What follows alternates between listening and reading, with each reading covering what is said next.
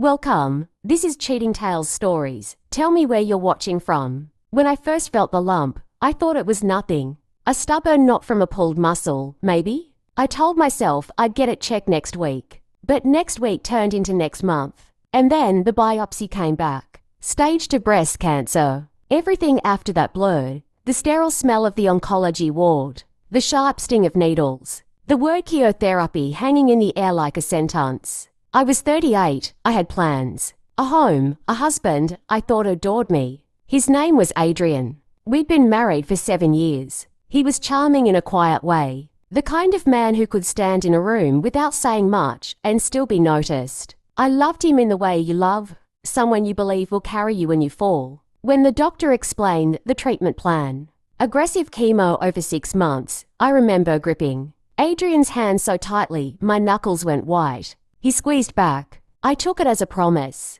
But promises are easy to make when they don't cost anything. The first few weeks of chemo hit me harder than I expected. I couldn't keep food down. My energy drained so fast that walking from the couch to the kitchen felt like running a marathon. My hair started coming out in handfuls. Adrian was there in the beginning. He drove me to appointments, sat with me in the infusion room, made bad jokes to make me smile. But as the weeks went on, he was busy more often. Late nights at work, golf weekends with clients. I told myself not to be paranoid. I needed to focus on surviving, not spiraling into suspicion. Then came the day I was too weak to get out of bed. My sister, Naomi, came over to help. She's a nurse, practical, blunt, and fiercely protective of me. She was changing the sheets when my phone buzzed on the nightstand. It was a text from a number I didn't recognize. Last night was amazing. Can't stop thinking about you. Naomi read it before I could grab the phone.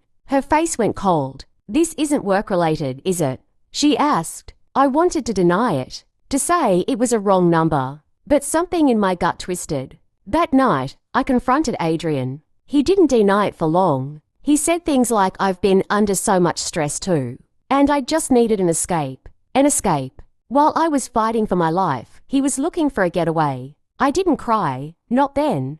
I just felt a numb, icy clarity. This man had already checked out of our marriage. The question was, would I let him walk away without consequences? Here's the thing Adrian had forgotten. When we bought our house 3 years ago, my credit score was better. My income from my small marketing business had been more stable. So we put the mortgage solely in my name to get better terms. Legally, the house was mine. I didn't move out. I didn't even tell him I was planning anything.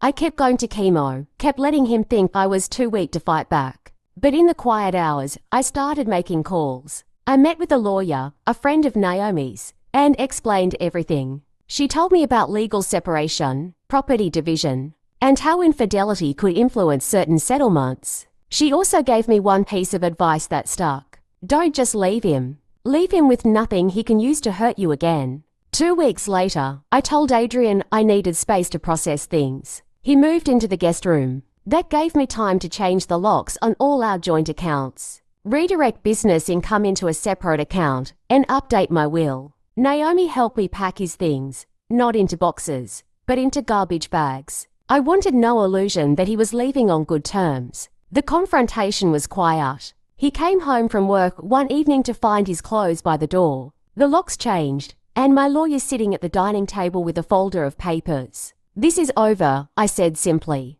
You cheated while I was fighting for my life. You can go stay with whoever you think is worth more than your marriage. He sputtered, threatened to fight for the house. My lawyer calmly slid a copy of the deed across the table, my name the only one on it. His face drained of color. That night, I slept alone in my bed for the first time in months. It wasn't peaceful. The hurt still gnawed at me, but it was mine. People often ask if I regret not trying to work it out. My answer is always the same. When someone betrays you at your weakest, they've shown you exactly who they are. Cancer taught me I could survive more than I thought. Adrian taught me that survival sometimes means walking away and making sure the door hits them on the way out. I'm still here, still fighting. And every time I walk through my front door, I'm reminded that I didn't just beat the odds. I beat him, too. If you've been through betrayal, you're not alone. Share your story in the comments. Someone else might need your strength today.